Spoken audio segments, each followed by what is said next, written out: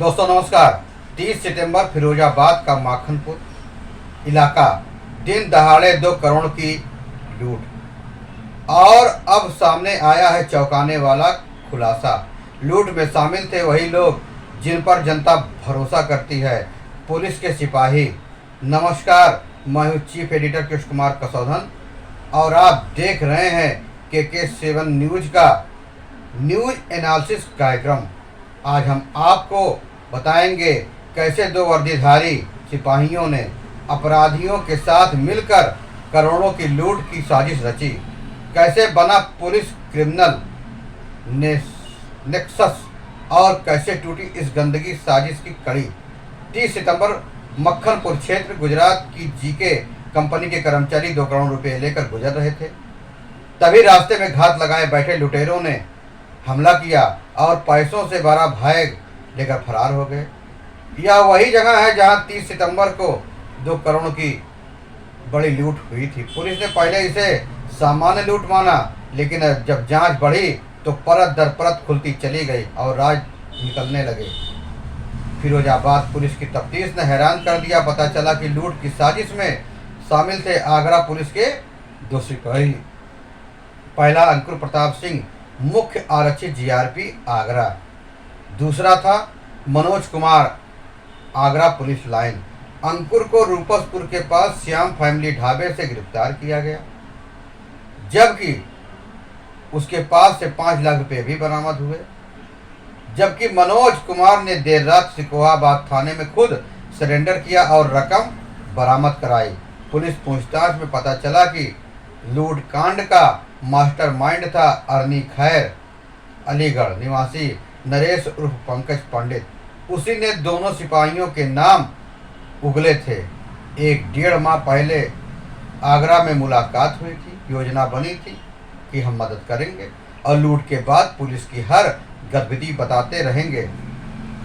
लूट पूरी होने के बाद दोनों सिपाही नई दिल्ली गए। वहीं पर उन्हें दिए गए 5-5 लाख रुपए।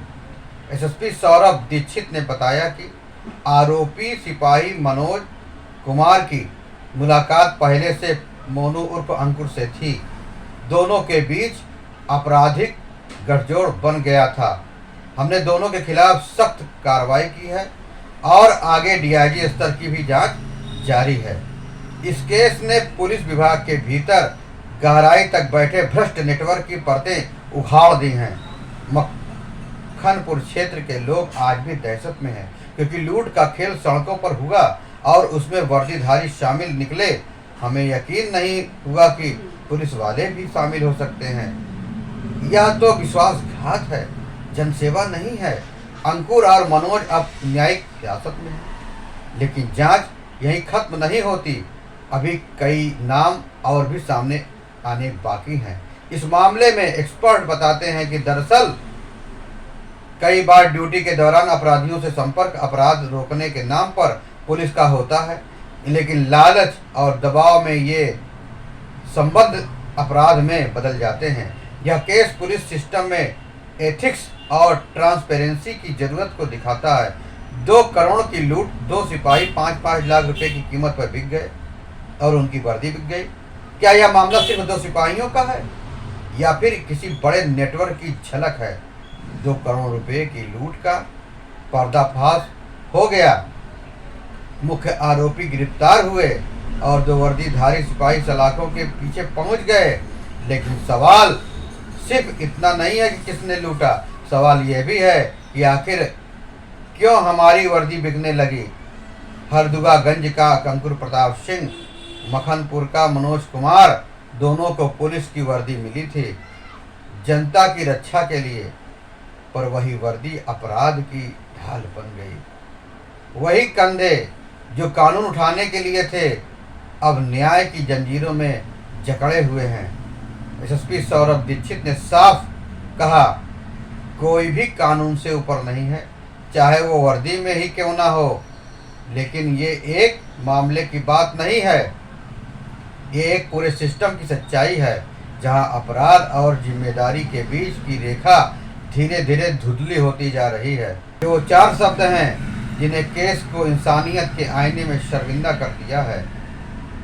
जब जनता पुलिस को अपराध से बचाने का जिम्मा देती है तो वही पुलिस अपराध के साझेदार बन जाएं तो कानून की रीढ़ कांप जाती है।